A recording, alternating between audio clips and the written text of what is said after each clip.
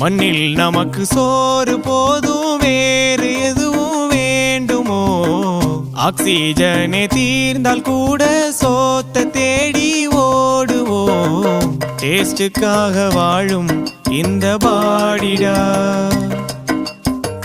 கெத்தா சொல்லுவேனே நானும் ஃபூடிடா.